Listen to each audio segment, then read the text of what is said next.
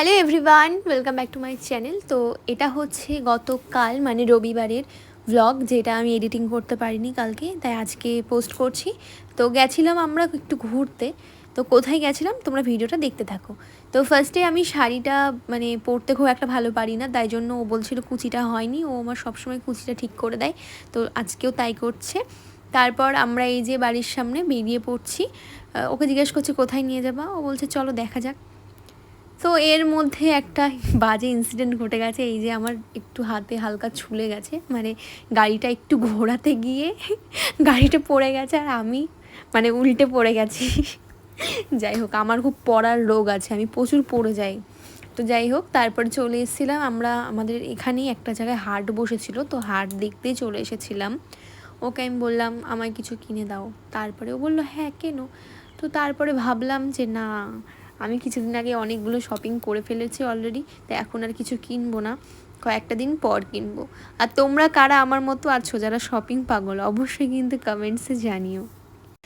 তারপরে চলে এলাম একটু ফুচকা খেতে, মানে আমি তো খুব একটা ভালোবাসি না ফুচকা খেতে, ও খুব ভালোবাসে।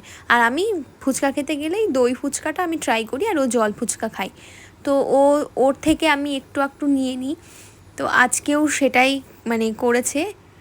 ও হাত ধুতে ভুলে গেছিলো, ফুচকাটা হাতে নিয়ে মনে পড়েছে, তো হাতই ধোয়নি। তো ফার্স্ট ফুচকাটা আমার জন্যই ছিল, বাট সত্যি বলছি ভীষণ টেস্টি ছিল। আমি নিজে ফুচকা খেতে ভালোবাসি না, কিন্তু আমার ভীষণ ভালো লেগেছে। তারপরেই আমার জন্য রেডি হচ্ছিল দই ফুচকা। তো আমার মতো কারা কারা আছো যারা দই ফুচকা খেতে ভীষণ ভালোবাসো, অবশ্যই কিন্তু তারা কমেন্টসে জানিও। আমি কিন্তু দই ফুচকা খেতে ভীষণ ভালোবাসি। তো তারপরে আমরা ফুচকা খেয়ে চলে এলাম ফালুদা খেতে আমাদের এখানটাতেই। তো ফার্স্টে আমি ভাবছিলাম কোন ফ্লেভারটা আজকে নেব, তো স্পেশালটাই অর্ডার করলাম, স্পেশাল ফালুদাটা। তো যেটা টেস্ট ছিল অসম্ভব সুন্দর, আমার তো ভীষণ ভালো লাগে। তো তারপরে খেয়ে নিলাম আমরা ফালুদা। তারপরে সিঁদুর নেওয়ার জন্য চলে এলাম কসমেটিক্সের দোকানে, নিয়ে নিলাম লাল একটা আর একটা মেরুন কালারের সিঁদুর। আর নিয়েছিলাম একটা লিকুইড সিঁদুর, এটাও ছিল মেরুন কালারের।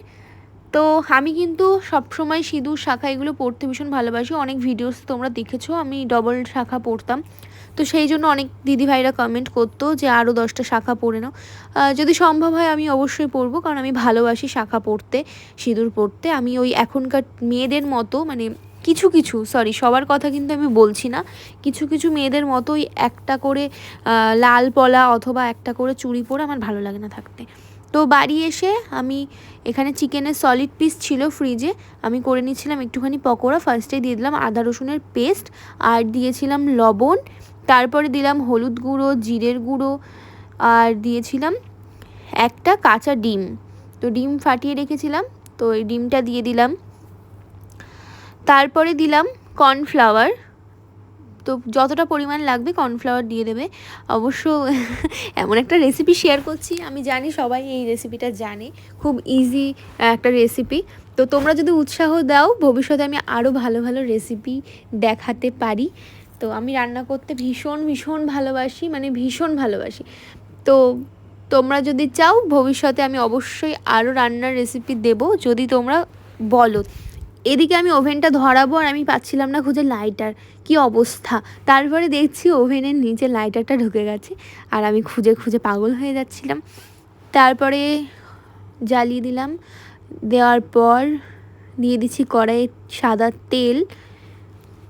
আর সত্যি কথা বলতে আমার খুব ইচ্ছা করে রান্নার রেসিপি শেয়ার করতে সবার মতো, কিন্তু আমার ফোন ধরার লোক পায় না বলে আমি করতে পারি না। তবে আজকে আমি স্ট্যান্ড লাগিয়ে নিয়েছি, ভবিষ্যতেও সেভাবেই রেসিপি শেয়ার করব, যদি তোমরা কমেন্ট করো অবশ্যই করো।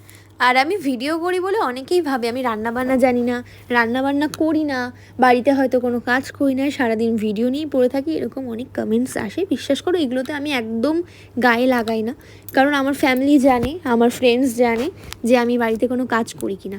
তো সংসার সামলেই ভিডিও করা, তাই আমি জানি তোমরা অনেকে আছো যারা আমাকে অনেক ভালোবাসা দিচ্ছ, তার জন্য অনেক অনেক থ্যাংক ইউ।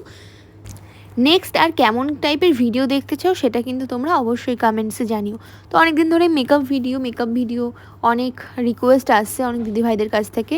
তো সরি আমি দিতে পারছি না, খুব তাড়াতাড়ি দেবো অবশ্যই। এদিকে আমি ভাজতে ভাজতে একটা টেস্টও করে নিয়েছি, মানে আমার এই জিনিসটা আছে, আমি টেস্ট করে দেখি, কারণ আমার হাজব্যান্ডকে বা ফ্যামিলিকে খাওয়ানোর আগে আমি দেখি ওটা খাওয়া যাবে তো।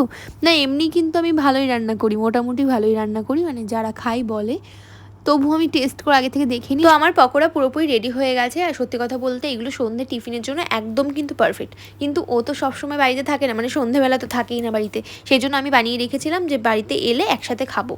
তো রাত্রে ডিনারের আগে এটা খেয়েছি, খাওয়ার পরে ডিনার করছি। আজকে ডিনারে করেছিলাম রুটি, তার সাথে আমি সকালবেলা রান্না করেছিলাম দেশি মুরগি। তো সবাইকে গুড নাইট।